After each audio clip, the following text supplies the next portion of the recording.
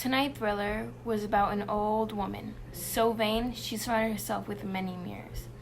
It got so bad that finally she locked herself indoors and her whole life became the mirrors. The villagers broke into her house, but she was too swift for them. She disappeared into a mirror. Each tenant who bought the house after that lost a loved one to the old woman in the mirror.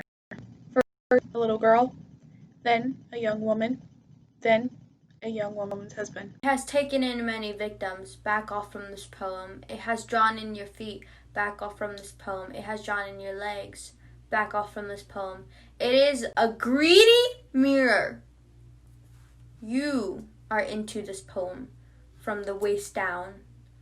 Nobody can hear you, can they?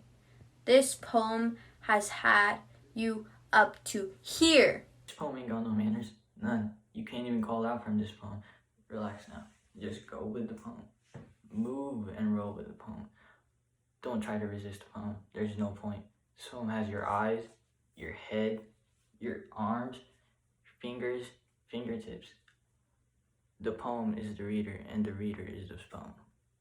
This poem is the reader, and the reader this poem. Statistic. The U.S. Bureau of Missing Persons reports that in 1968, over 100,000 people disappeared, leaving no solid clues, nor trace, only a space in the lives of their friends. And now, moving on to our next topic. How do authors create fear?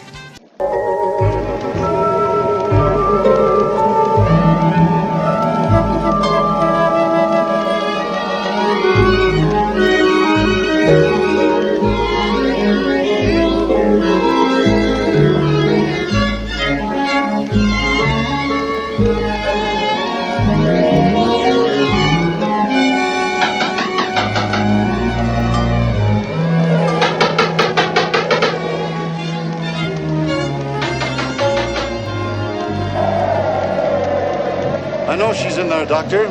She's always in there, with her cursed mirrors.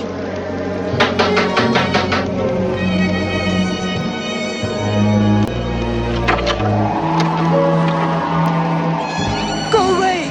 Oh, go away! Leave me alone, can't you? Leave me alone with my mirrors.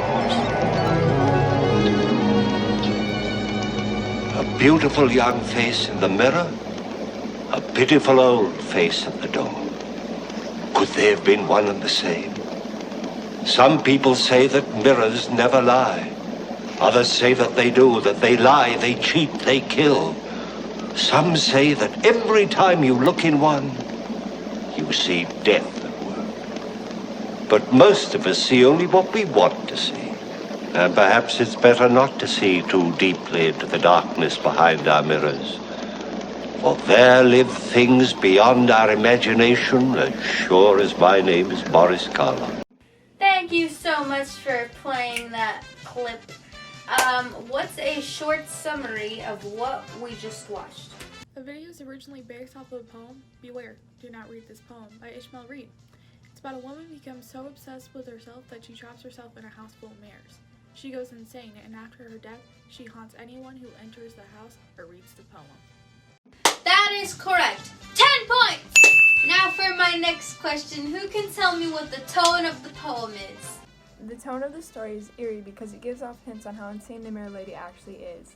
The perspective is also third person, so we know we don't have any effect on the story, and it makes us feel helpless, seeing it from all sides. Excellent! 10 points! Ooh, for our next question, what is the mood? The mood of the story is typically the general feeling of the story, sort of like the vibe of the story. So based on that, we can infer that this story has an ominous feeling to it, since the woman is crazy and is always worried about who steps into her house next. The author adds an atmosphere of darkness and eeriness to the story, which also contributes to the mood.